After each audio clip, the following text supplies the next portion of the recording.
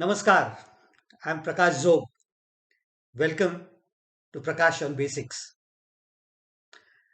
Today we are going to talk of a dialogue from the Upanishads. It is between a father and a son, the sage Bhrugu and his father, Lord God Varun. This dialogue is from the Taittiriya Upanishad, which is obviously a major Upanishad as we had talked of long back. And it is associated with the Krishna Yajurveda. This Upanishad is divided into three chapters or three vallis as they are known: the Shiksha Valli, the Ananda Valli, and the Bhrugu Valli.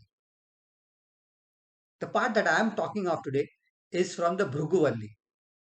These three parts actually are also split up into sections, uh, 12, 9, and 10 respectively, which are known as the Anuvak.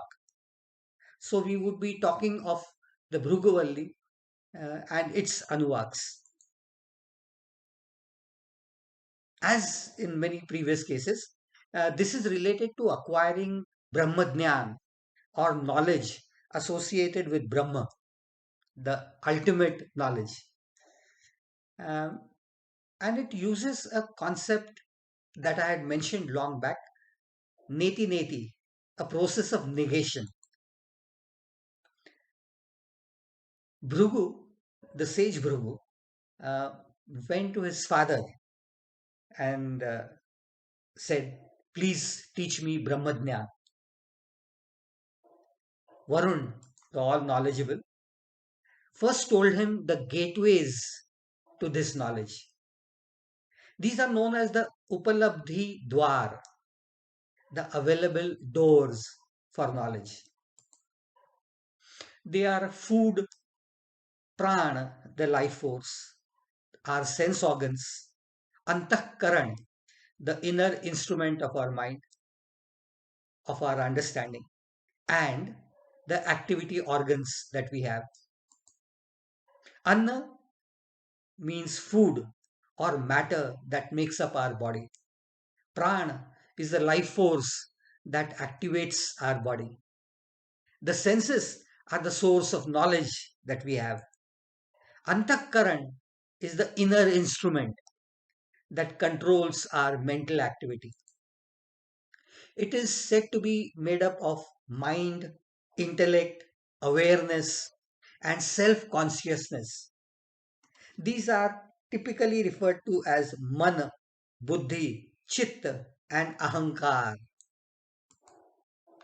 It is an instrument that is very important and is associated with contemplation and thought processes. And the fifth one, is the speech and our body limbs that form our activity organs. All these are the methods by which we tend to get a lot of information from our surroundings. In fact, even today, we use all of them to gain any form of true knowledge. Use all these faculties, O Bhrugu, told his father.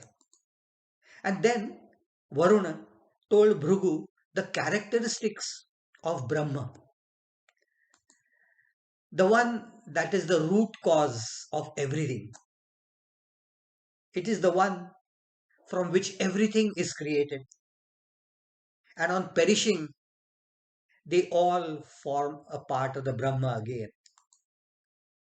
It is that which is the cause of everything that we know of. It is associated with the life and death, our very existence. So Varun said, do tap and hunt for it. Tapa here means focused thinking with concentration. So realize that Varun did not give him the answer directly. He pointed out the way and left it up to Bhrugu to find the answer on his own. So Bhrugu did tap, that is deep contemplation. And in the process, he realized that food or matter for that instance, Anna, was the root of everything. We survive due to food, due to nourishment, or we are the food for someone else. And when we perish, we become a part of the food chain directly or indirectly. And that's true even today. So, food is everything. That's what he realized. It satisfies the characteristics of the Brahma, he thought.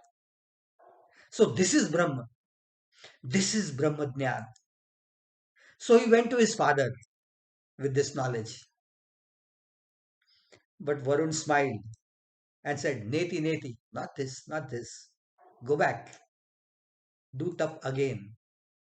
So Bhrugu went back to his tap once more.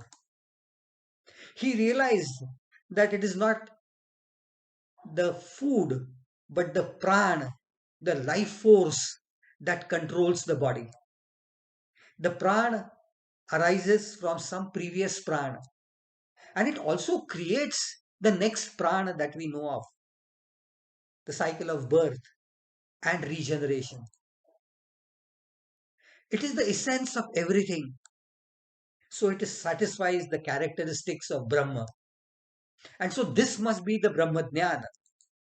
So he went back to his father with this knowledge.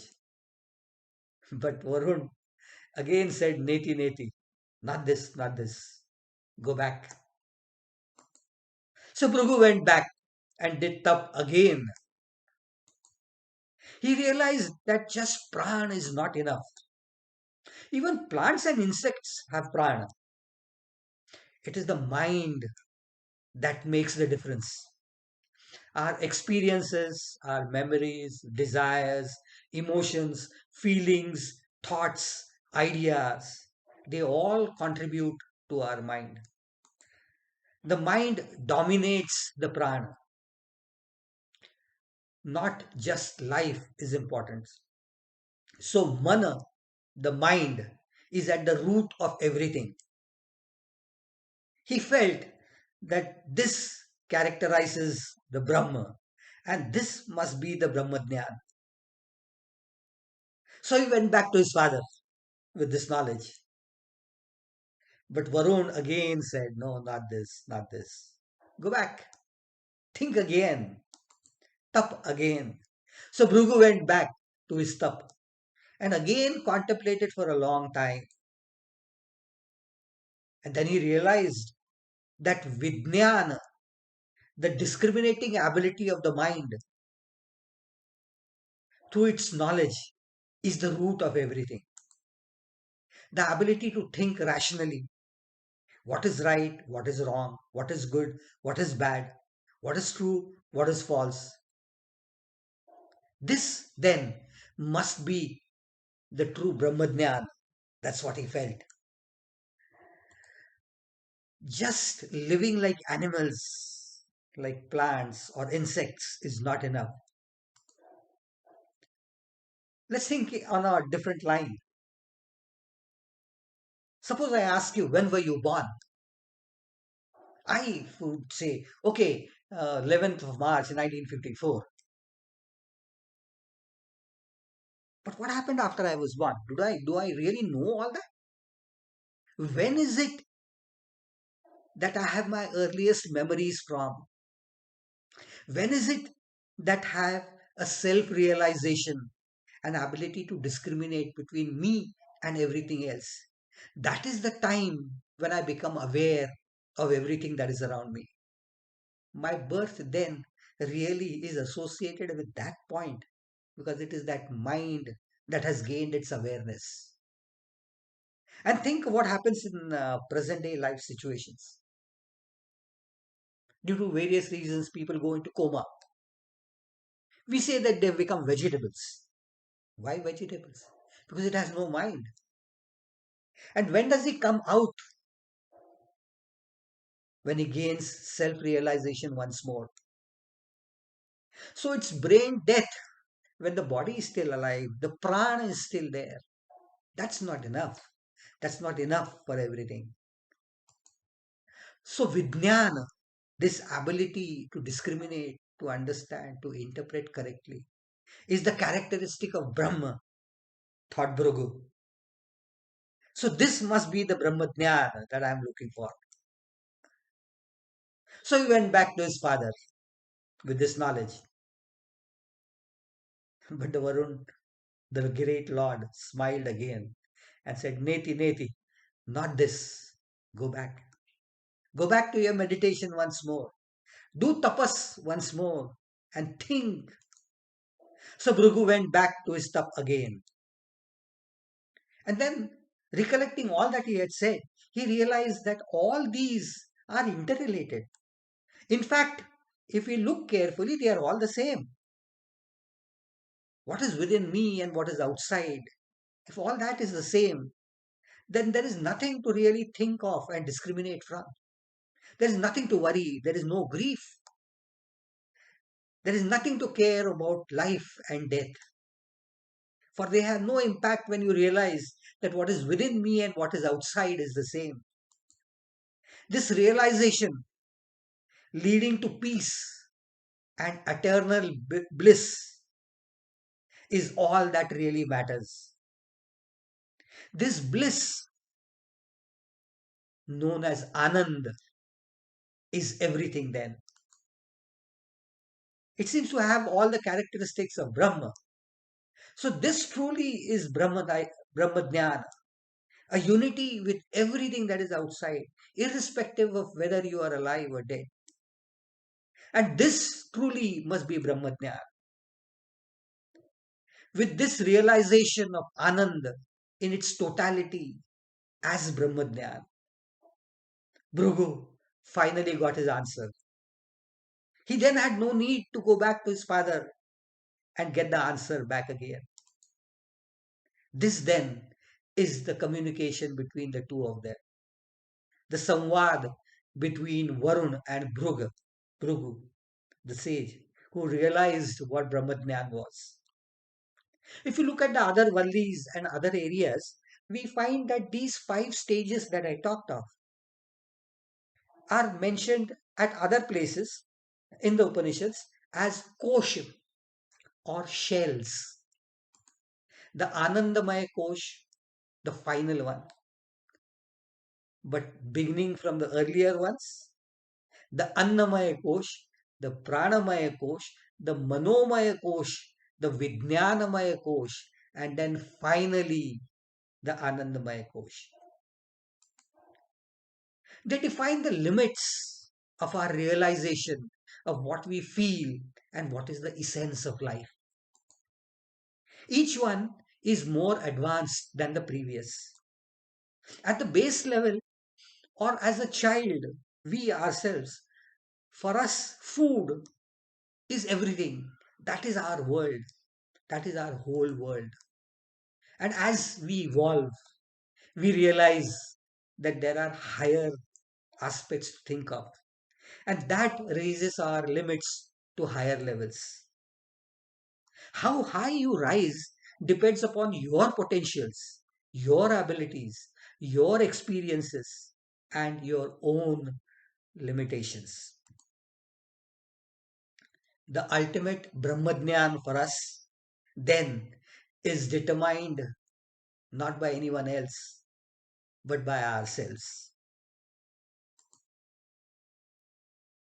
This then is the concept of how the dialogue between Varuna and his son Bhrugu interprets Brahmadnyan.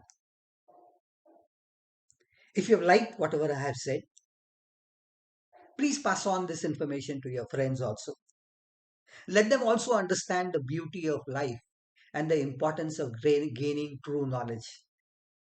Like and subscribe to this channel and think how this can make our own lives better. Till we meet again next Saturday for some other aspects dealing from the Upanishads and correlating them to our present day life situations. Let's meet once more then. Till then, Namaskar.